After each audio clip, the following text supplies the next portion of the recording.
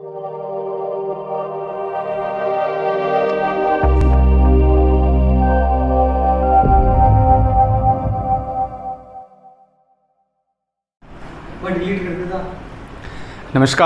प्रिय विद्यार्थियों। तो कल की क्लास में हमने प्रश्नावली 1.1 को विधिवत संपन्न किया ही था, जिसमें हमने मुख्यतः समुच्चय क्या होता है और उसको निरूपित करने के दो तरीकों पर अलग विशेष सवालों को हमने संपन्न किया था। अब हम आज की क्लास में अगली प्रश्नावली मतलब 1.2 प्रश्नावली की थ्योरी को शुरू करने वाले हैं, जिसमें मुख्यतः समुच्चयों के प्रकार की ही विस्तार पूर्वक चर्चा की जाएगी। देखिए, मैं कहूँगा आपको इसमें प्रकारों की अगर बात करें तो मुख्यतः इसके जो प्रकार हैं वे तुलनात्मक रूप से देखे जाएं। ऐसा नहीं कि आप एक प्रकार को अलग से पढ़ें दूसरे को से, ऐसा करने पर आपको ना तो वो याद होंगे और ना वो ढंग समझ में आने वाले हैं। इसलिए इन प्रकारों को आप हर चीज़ को याद करते हुए इनकी तुलना की जाए, ताकि वो जल्दी जल्दी याद भी हो जाए और उनको आप अपने रूप में ढाल पाएँ। बस इसकी खास बात इतनी सी ही है। चलिए अपनी शुरुआत करते हैं प्रकारों की लिस्ट में। 1 नंबर प्रकार है रिक्त समुच्चय या एम्प्टी सेट। ये इसको बोलते हैं नल सेट, एक ही बात है वैसे, ठीक है ना। नाम से स्पष्ट, इसमें ऐसा समुच्चय जिसमें कोई भी अवयव उपस्थित नहीं हो, मतलब जो खाली हो एलिमेंट के दृष्टिकोण से, उसको बोलते हैं हम एम्प्टी सेट या फिर रिक्त समुच्चय। और ऐसा समुच्चय को हम हमेशा कई बार शून्य समुच्चय भी कह देते हैं। और इसको दिखाने के ये दो संकेत हैं। ये या तो मंझले कोष्ठक के बीच में कुछ न लिखो, खाली दिखा दो, तो इसका संकेत ये माना जाएगा। या कई बार ये फाई है ना, फाई संकेत, ये भी इसको शो करने का तरीका है, ठीक है ना। जैसे आप इसमें एग्जाम्पल की बात करें हम, तो आप देख सकते हैं। जैसे मान लो मैं ऐसे कहूँ कि कोई समुच्चय ए ये है, ध्यान दीजिएगा, x such that x belongs to, suppose x belongs to मैं लिख रहा हूँ n, n मतलब नेचुरल नंबर, ठीक है ना, x बिलोंग्स टू n है। तथा आगे मैं कहूँ कि x का मान 0 से छोटा है, x लेस देन 0, तो क्या ये रिक्त समुच्चय नहीं है? ज़रा सोचिएगा। x किस में से लिया जाएगा? x लिया जाएगा n मीन्स नेचुरल नंबर में से। और मैं आगे कह रहा हूँ तथा x का मान 0 से छोटा भी लिया जाए, तो इन दोनों बातों को साथ में लेने पर आप जानते हैं कि 0 से छोटा कोई n नहीं होता।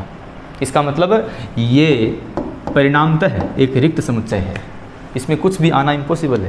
जैसे एक और कह सकते हैं हम इसी कड़ी में, सपोज x सच दैट, है ना, x belongs to r, r means आप जानते हैं रियल नंबर्स, ठीक है। तथा आगे इसको मैं अगर ऐसे लिख दूँ, x square is equals to 1, बस आपको सोचना ही है, बस ज़्यादा बड़ी बात नहीं है। अगर x का मान r मीन्स रियल नंबर में से आए तथा x स्क्वायर का मान 1 भी आए, तो क्या ये दोनों बातें एक साथ हो सकती है? कभी नहीं होने वाली।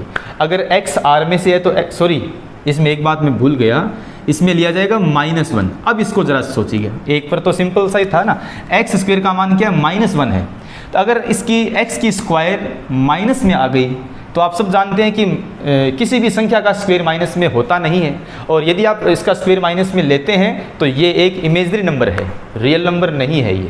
इसका मतलब इसमें भी कुछ नहीं आएगा, ये भी एक एम्प्टी सेट है। अब इसी प्रकार आप और भी कोई बना सकते हैं एग्जाम्पल्स, 7-8 बना सकते हो खुद ही, कोई मुश्किल नहीं है। बस इसमें आपको समझना है, इसमें मुख्य उद्देश्य है समझना कि इस प्रकार के गुण कैसे बनाएं ताकि रिक्त समुच्चय बन पाए, मतलब समुच्चय में एलिमेंट एक भी न बचे, इसको इस रूप में आप देख सकते हैं। अच्छा, एक और विशेष बात, आपने देखा कि रिक्त समुच्चय को शो करने के लिए फाई संकेत का प्रयोग किया जाता है, लेकिन कई बार विद्यार्थी इसको ऐसे लिख देते हैं, ये मंझला कोष्ठक और बीच में फाई। क्या ये रिक्त समुच्चय है? बिल्कुल नहीं है। तो आप कहोगे भी फाई तो होता है, लेकिन फाई होता है ना, फाई अलग से है ये। अगर यहाँ पर मंझले कोष्ठक के बीच में फाई आ गया, इसका मतलब अब ये फाई कोई एलिमेंट की तरह काम कर रहा है। अब ये फाई संकेत नहीं है, ये मंझले कोष्ठक के बीच में एलिमेंट की तरह है ये। इसका मतलब इसमें एक एलिमेंट आ गया तो रिक्त तो नहीं हुआ ये। इसका मतलब यदि फाई अकेला हो तो उसको बोलते हैं कि वह रिक्त समुच्चय का संकेत है। लेकिन यदि यही फाई मंझले कोष्ठक के बीच में उपस्थित हो तो वो इसमें रिक्त समुच्चय नहीं बनने वाला, इसमें एक एलिमेंट आ चुका है, ठीक है। तो ये इसमें समुच्चयों के प्रकार का पहला प्रकार है, रिक्त समुच्चय। आगे बात करते हैं, दूसरा है एकल समुच्चय या सिंगलटन सेट। ऐसा समुच्चय जिसमें एक एलिमेंट हो उसको बोलते हैं एकल समुच्चय, ठीक है ना। जैसे एग्जाम्पल की बात करें हम सबसे पहले इसी में ही, सपोज मैं इसको ऐसे कह दूं कि समुच्चय ए बराबर x such that x belongs to, वही है वापिस n, n means natural number, तथा इस बार मैं ऐसे कह देता हूं कि x का जो मान है वो 2 से छोटा है। ज़रा सोचो तो सही, अगर x का मान 2 से छोटा है और x बिलोंग्स टू n है तो दोनों बातों को साथ में लेने पर इसमें क्या बच गया, इसमें सिर्फ एक एलिमेंट बच गया और वो भी इसमें बच गया है 1। आप सब जानते हैं ऐसा हो रहा है ना।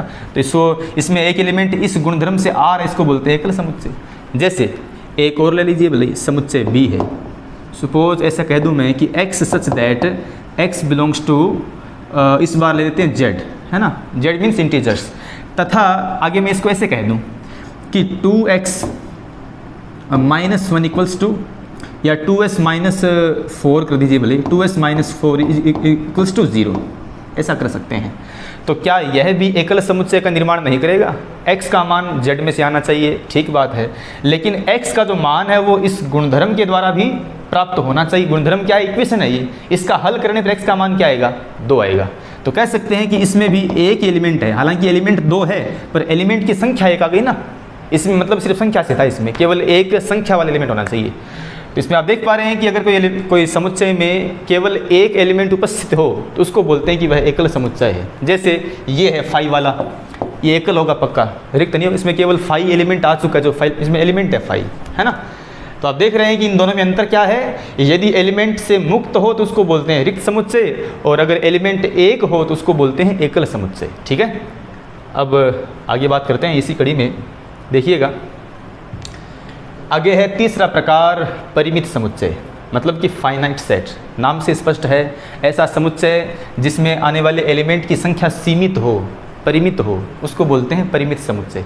जैसे एग्जाम्पल की बात करूँ मैं इसी में ही, तो हम कह सकते हैं कि अगर कोई समुच्चय इस प्रकार के गुणधर्म वाला हो, x such that x belongs to n, n means natural number, तथा x का जो मान है ना वो सपोज 10 से छोटा है।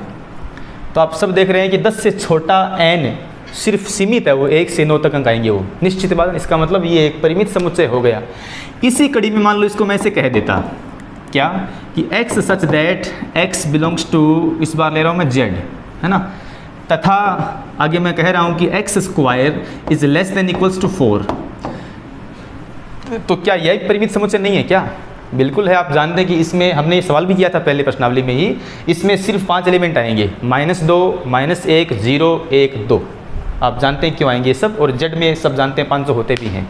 ये भी परिमित होगा इसमें पक्का, इसमें सिर्फ 5 एलिमेंट आ रहे हैं। ठीक है, अच्छा, इसके बाद में आगे बात करते हैं चौथे प्रकार की, जिसका नाम है अपरिमित समुच्चय, फिर इनफाइनाइट सेट। नाम से स्पष्ट है वैसे, ऐसा समुच्चय जिसमें एलिमेंट की संख्या असीमित हो, मतलब एलिमेंट को आप काउंट न कर पाएँ, अनकाउंटेबल नंबर ऑफ एलिमेंट हो, तो उसको बोलते हैं हम अपरिमित समुच्चय। जैसे अब इसकी एग्जांपल बड़ी इंटरेस्टिंग हो सकते हैं, देखिएगा समुच्चय A है, suppose x such that x belongs to n, natural number में से है ये, तथा x का जो मान है वो इस बार 10 से बड़ा है। अब ज़रा आप सोच के बताइए कि 10 से बड़ा नेचुरल नंबर, क्या क्या नंबर इसमें आ सकते हैं? 10 से बड़े तो आप जानते हैं 11 भी हैं, 12 भी हैं, अनंत तक जाएंगे। इसमें कोई भी आप काउंट नहीं कर सकते किसमें कितने आ सकते हैं एलिमेंट, है ना। इसका मतलब कह सकते हैं कि ये एक अनकाउंटेबल कंडीशन के कारण ही एक असीमित या अपरिमित समुच्चय होगा। ठीक है, जैसे ये कह सकते हैं x such that x belongs to r, r means real number, तथा और आगे मैं इसमें ऐसे कह रहा हूँ x का जो मान है वो 2 से तो बड़ा है और 3 से छोटा है। तो क्या ये एक अपरिमित समुच्चय नहीं है क्या? अब आप कहोगे सर ये तो छोटा सा है, तो 2 से बड़ा 3 छोटा, बहुत छोटा सा गैप है तो, लेकिन x किस में से है? x r में से है। आप जानते हैं कि नंबर लाइन पर जो r मतलब रियल नंबर जो होते हैं वे कोई भी 2 स्थिर बिंदुओं के बीच में अनंत प्रकार के आ सकते हैं, हमेशा ऐसा होता है। अगर यहाँ पर मैं 2.1 और 2.2 भी लिखूँ तो उसके बीच में भी अनंत रियल नंबर हमेशा होते हैं। इसलिए 2 और 3 के बीच में हालांकि बाउंड्री बन गई है, 2 सब छोटा और 3 बड़ा, लेकिन इस बाउंड्री के बीच में एलिमेंट आप जानते हैं कितने आ रहे हैं? अनंत एलिमेंट आ रहे हैं। इसलिए कह सकते हैं कि बाउंड्री होने पर भी ये एक अपरिमित समुच्चय होगा, क्योंकि अपरिमित शब्द वास्तव में बाउंड्री से मतलब नहीं रखता, ये रखता है मतलब एलिमेंट की संख्या से। ठीक है ना, इसलिए इसमें एलिमेंट की संख्या अपरिमित होने की वजह से ये एक अपरिमित समुच्चय का एग्जाम्पल हो सकता है। ठीक है, जैसे एक और बना लो इसी प्रकार का। सपोज ऐसा लिखा जाए कि x such that x belongs to, मान लीजिए कि z आ रहा है, ठीक है ना, तथा और इसमें मैं कह सकता हूँ कि x का जो मान है वो 0 से छोटा है। तो आप देख पा रहे हैं कि 0 से छोटा z माइनस अनंत तक जा सकता है, z की बात कर रहा हूँ मैं, तो इसमें हो सकता है, सिंपल सी बात है, ठीक है। चलिए आगे बात करते हैं अगले 5वें प्रकार की, जिसमें आप देख रहे हैं समकक्ष समुच्चय, इक्विवेलेंट सेट, ठीक है ना। और दूसरा अगला है समान, तो इसमें अंतर भी आप देख लेना भले। दो समुच्चय A तथा B परस्पर समकक्ष कहलाते हैं यदि उनमें एलिमेंट की संख्या समान हो, भले एलिमेंट अलग अलग उसकी संख्या समान आ जाए, मतलब number of A equal number of B हो, तो उसको बोलते हैं कि वह समकक्ष एलिमेंट समुच्चय कहलाएगा। जैसे एलिमेंट या समुच्चय A ऐसा मान लीजिए, समुच्चय A ये है A कोमा है ना, E comma I O U, आप जानते हैं कि ये वोवल्स का सेट है। इसी प्रकार से समुच्चय B हम ऐसा मान लेते हैं 1, 2, 3, 4, 5।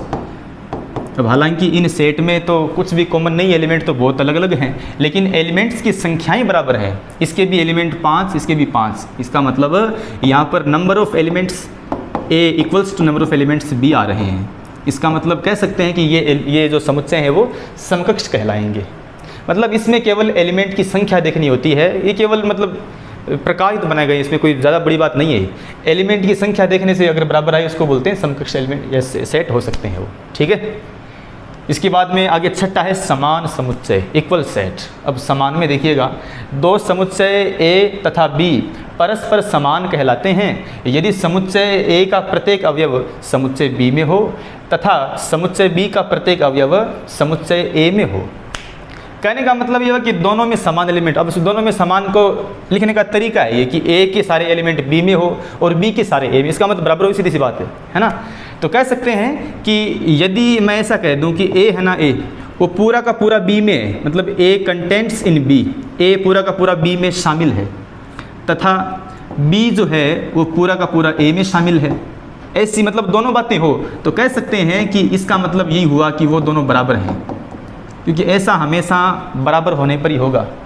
अगर सेट B बड़ा हुआ A की बजाय तो ये बात लागू ही नहीं होगी, फिर B पूरा का पूरा A में आ ही नहीं सकता, है ना। तो ये केवल तरीका है कहने का कि A पूरा का पूरा B में शामिल हो और B पूरा का पूरा A में शामिल हो, तो कह सकते हैं कि बराबर होंगे वो, A इक्वल B के द्वारा इसको लिखा जाता है, ठीक है। अब इसमें एग्जाम्पल मैं क्या दूँ आपसे, जैसे मान लो मैं, चलो एक दो देख लेते हैं इसमें अगर मैं आपसे कहूँ तो सपोज जो है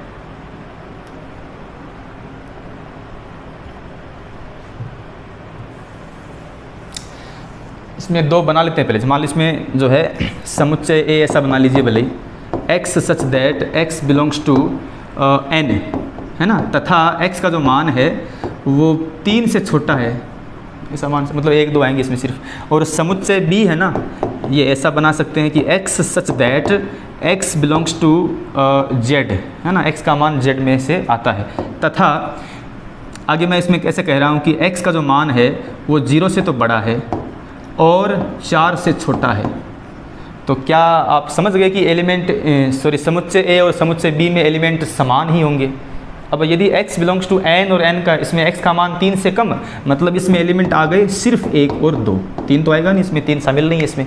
इसी प्रकार x का मान z में से है पर x का मान वापस 0 से बड़ा और 4 से छोटा, मतलब वापस बच गए, सॉरी इसमें भी यहाँ पर करना चाहिए था मुझे 3, साथ में 3 भी आएगा, तो इसमें सिर्फ 1 और 2 आ रहे हैं, है ना। तो आप देख रहे हैं इस प्रकार से यहाँ पर समुच्चय A और B परस्पर समान कहलाए जा सकते हैं, ठीक है। तो आप देख रहे हैं इसमें अंतर क्या है, अंतर यही है कि इसमें तो एलिमेंट की संख्या देखती है, इसमें एलिमेंट खुद देखते हैं, दोनों के अंतर्गत ये विशेष का जो अंतर इसमें हो सकता है ये, ठीक है। आगे देखिएगा, अब इसी कड़ी में आगे आता है उप समुच्चय। वे प्रकार लगभग पूरे हुए। अब आगे विशेष हेडिंग है, वे सब सेट, ये प्रकार नहीं, वैसे एक विशेष हेडिंग मान सकते इसको आप, उप समुच्चय। इसकी बात हम करते हैं, पहले ध्यान दीजिएगा, नाम से स्पष्ट है समुच्चय के अंतर्गत ही कोई एक सब समुच्चय की बात कर रहा है ना, उप समुच्चय। देखिए, यदि समुच्चय B का प्रत्येक अवयव समुच्चय A में विद्यमान हो तो हम कहते हैं कि समुच्चय B समुच्चय A का उप समुच्चय कहलाएगा, ठीक है। मतलब यह हुआ कि अगर कोई समुच्चय B समुच्चय ए का उपसमुच्चय है तो सीधी सी बात है कि वह उस जिसका उपसमुच्चय था उसमें पूरा का पूरा शामिल होगा, उसमें पूरा का पूरा अंतर्विष्ट होना जरूरी है इसका। जैसे एग्जाम्पल इसमें आप देख सकते हैं, जैसे कि n मतलब नेचुरल नंबर, ये सब के सब w मतलब होल नंबर में होते ही हैं, सीधी सी बात है, केवल अंतर जीरो का, इसमें आप जाने जीरो ज़्यादा होता है इसमें w में। फिर w पूरा का पूरा z में शामिल है, z q में है, q r में और r c में है। कहने का मतलब ये हुआ कि ये जो n है ना, n वो बाकी सब का उपसमुच्चय है, जो w है वो n का उपसमुच्चय नहीं है, लेकिन आगे वाले सभी सेट्स का उपसमुच्चय कहलाएगा। इस प्रकार से z आगे वालों का उपसमुच्चय, इस प्रकार से जो r है ना, r वो केवल c का सबसेट होगा, बाकी सब का सबसेट नहीं होगा। एग्जाम्पल एक और ले लेते हैं अपने इसी कड़ी में। जैसे मान लो मैं इसमें से कहूँ कि समुच्चय a है x such that x belongs to z, है ना, z में से है ये, तथा x का जो मान है वो 10 से छोटा है, लेस देन 10 है। इसी प्रकार एक और ले लेते हैं set b, x such that x belongs to z, वो z में से लिया जाएगा, तथा x का जो मान है वो 8 से छोटा है। तो क्या आप समझ पाए कि यहाँ पर छोटा सेट कौन सा बना? यहाँ पर छोटा सेट बना है b, क्योंकि b के एलिमेंट 8 से छोटे वाले हैं। तो z का मतलब माइनस अनंत से आओ आप, और 8 से छोटा मतलब 7 तक जाएंगे। और a है ना, a बनेगा माइनस अनंत से तो आएंगे ही, लेकिन लेस देन 10 का मतलब 10 से पहले वाला पूर्णांक 9 उस तक जाएंगे। तो आप देख लीजिए भले समुच्चय a में b की बजाय 2 एलिमेंट एक्स्ट्रा आ गए, और b पूरा का पूरा इसमें है ही। वो कौन से एक्स्ट्रा है? 8 और 9। इसमें 8 और 9 ज़्यादा है, इसमें 8 और 9 नहीं है। इसका मतलब हम इसमें देख सकते हैं कि यहाँ जो b है ना, b वो कंटेंट्स इन a है, मतलब b समुच्चय a का उपसमुच्चय है। देखो उपसमुच्चय होता क्या है कि इसको पढ़ते हैं ऐसे हम कि b is a subset of a या b कंटेंट्स इन a। इसका मतलब b a में शामिल है, इसका मतलब b a का उपसमुच्चय है। इसको पढ़ने का केवल ये तरीका है, ठीक है। अब देखिए, अब इसी में ही हम आगे देख सकते हैं कि इसमें नोट में एक बात आ रही है वैसे कि प्रत्येक समुच्चय के निम्न 2 उपसमुच्चय सदैव होते हैं। अगर कोई भी आपको समुच्चय ए दे रखा हो, कोई भी दे रखा हो, हमेशा हम उसके हमेशा 2 उपसमुच्चय हमेशा पाते ही हैं। एक तो रिक्त मतलब खाली डिब्बा, और एक स्वयं। जैसे मान लो मैं सेट ए की बात करता हूँ, तो सेट ए में मान लो सिर्फ एक एलिमेंट है, एक सेट ए में सिर्फ एक एलिमेंट है जो कि एक ही है। तो क्या इस सेट ए के लिए एक तो रिक्त समुच्चय और एक ये एक एलिमेंट वाला ही समुच्चय, क्या यह दोनों समुच्चय इस समुच्चय ए में शामिल नहीं है? क्या बिल्कुल है। रिक्त तो इसमें होगा, पक्का होता है, लेकिन एक भी इसमें शामिल है बिल्कुल। जैसे मान लो मैं इसमें कुछ बढ़ा देता, 1,2 कर देता, तो 1,2 करने पर कोई दिक्कत नहीं है। इसमें भी रिक्त है और इसमें एक तो है ही पक्का, इसमें एक, हालांकि 2 और है, उसकी बात अलग कर लेते हैं हम। और अगर मैं आगे मान लो 2 लिख देता हूँ, तो 1,2 लिखने पर आप देख पा रहे हैं कि 1,2 तो खुद था, वो इसमें है, और एक खाली इसमें होगा ही, ठीक है। इसमें आप देख पा रहे हैं कि हमेशा ही प्रत्येक समुच्चय के कम से कम 2 उपसमुच्चय, एक तो रिक्त जो सब में होता है, और एक वह स्वयं जो कि हमेशा बनता ही है स्वयं के द्वारा। ये 2 हमेशा हर समुच्चय के उपसमुच्चय बनते हैं, ठीक है। और इन दोनों को हम बोलते हैं तुच्छ या ट्रिवियल अथवा अनुचित उपसमुच्चय। इनका नाम रखा गया है अनुचित या तुच्छ या ट्रिवियल सबसेट, ठीक है ना। तो इसको आप याद भी कर सकते हैं, हालांकि इसकी जानकारी ज़्यादा आएगी बीएससी के अंतर्गत, उसमें तो इसकी पूरी प्रश्नावली बना रखी है। आगे बात करते हैं। इसके बाद में एक अच्छी हेडिंग है अनुचित उपसमुच्चय। हमने इसमें नाम लिखा था अनुचित का, अब इसकी यहाँ पर परिभाषा आ चुकी है। अनुचित उपसमुच्चय मतलब इम्प्रॉपर सेट, सॉरी सबसेट होगा, ये सेट नहीं सबसेट होगा ये, ठीक है। देखिए इसमें क्या दिया गया, यदि समुच्चय b समुच्चय a का उपसमुच्चय हो तथा a बराबर b हो, तो हम कह सकते हैं कि b a का अनुचित उपसमुच्चय होगा। अनुचित मतलब तुच्छ, और आप जानते हैं कि होगा भी, सही बात है। यदि मैं इसको ऐसे लिख देता, मान लीजिए समुच्चय a लिख रहा हूँ 1,2 है, समुच्चय b जो है वो ये है, वापिस 1,2 है, तो क्या आप देख पा रहे हैं कि समुच्चय a के लिए समुच्चय b जो कि a बराबर b की स्थिति कर रहा है, तो क्या समुच्चय a के लिए समुच्चय b एक तुच्छ या अनुचित उपसमुच्चय नहीं है? क्या आप जानते हैं कि समुच्चय a के लिए ये 2 प्रकार के सबसेट तुच्छ होते हैं, एक तो रिक्त और एक स्वयं। तो अगर दूसरा जो सबसेट बन रहा है बी वो ए के बराबर ही दे रखा है तो क्या वह स्वयं की स्थिति नहीं है क्या? वही स्थिति आ रही। आप देख पा रहे हैं कि समुच्चय ए के लिए ये दो प्रकार के, पहला तो ये रिक्त और दूसरा ये खुद, मतलब 1,2। समुच्चय ए के लिए ये दोनों ही तुच्छ या अनुचित सबसेट कहलाते हैं।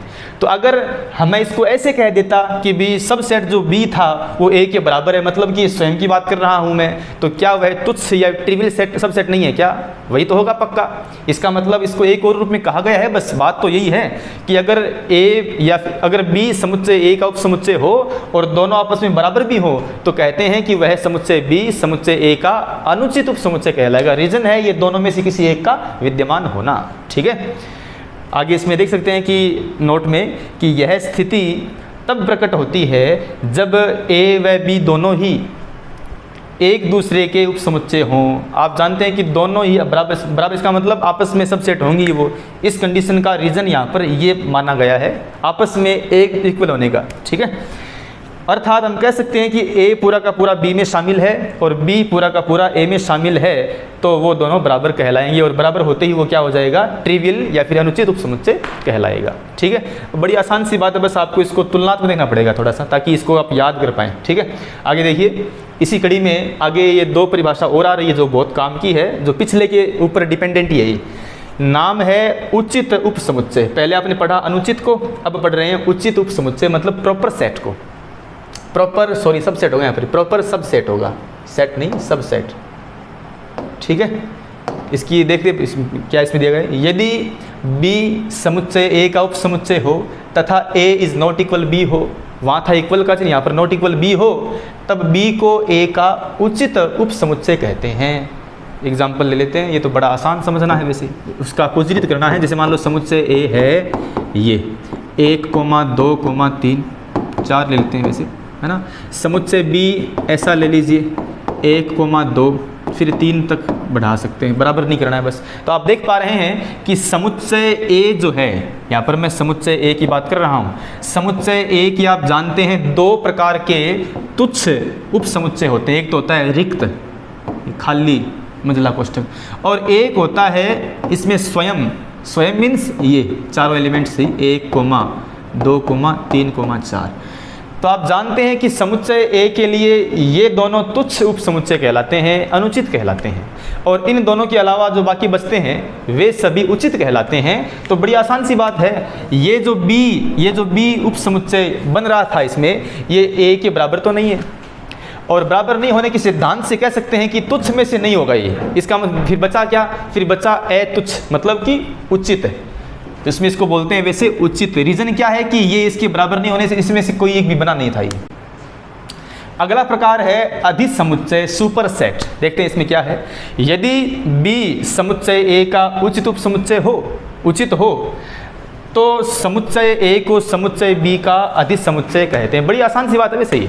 देखिएगा, यदि मैं इसी की बात करता हूँ वापस, तो आप देख पा रहे हैं कि यहाँ समुच्चय बी है ना, वो समुच्चय ए में पूरा का पूरा शामिल था। मतलब इसमें आप इसमें ऐसे लिख सकते हैं कि बी कंटेंट्स इन ए, मतलब कि बी पूरा का पूरा ए में अंतर्विष्ट है, इक्वल नहीं है, पूरा का पूरा शामिल ही है। इसका मतलब ए में ऐसे एलिमेंट भी हैं जो बी में नहीं थे। सिंपल सी बात है ना। तो आप देख पा रहे हैं कि यहाँ पर जो बी है ना, बी, इस बी को बोलते हैं ए का उपसमुच्चय, सबसेट। तो फिर ए को क्या बोलते हैं? ए को बोलते हैं अधिसमुच्चय, बी को तो बोलते हैं सबसेट, मतलब कि उपसमुच्चय। किसका उपसमुच्चय है? ए का है, और किसका होगा? लेकिन ए जो है ना, ए वो बी का अधिसमुच्चय या फिर सुपर सेट कहलाता है। लेकिन कब कहलाता है? ध्यान रखिएगा, कब कहलाता है? जब बी ए का केवल उपसमुच्चय ना हो, उचित उपसमुच्चय हो। कहने का मतलब आपस में बराबर ना हो, बी ए में अंतर्विष्ट और ए में ऐसा एलिमेंट हो जो बी में ना हो, उसमें हम कह सकते हैं कि ए को बी का अधिसमुच्चय के रूप में जाना जाता है। ठीक है, तो आप देख पा रहे हैं इस प्रकार से हमने आज के लेक्चर में कुछ विशेष प्रकार के समुच्चयों के प्रकार उपसमुच्चय के द्वारा भी देखे हैं, और इनको आप अपने स्तर पर इनका तुलनात्मक अध्ययन करेंगे ताकि इजी याद हो और इजी इनको आप और भी अच्छे समझ पाएँ। ठीक है, तो बाकी हम अगली क्लास में करने वाले हैं।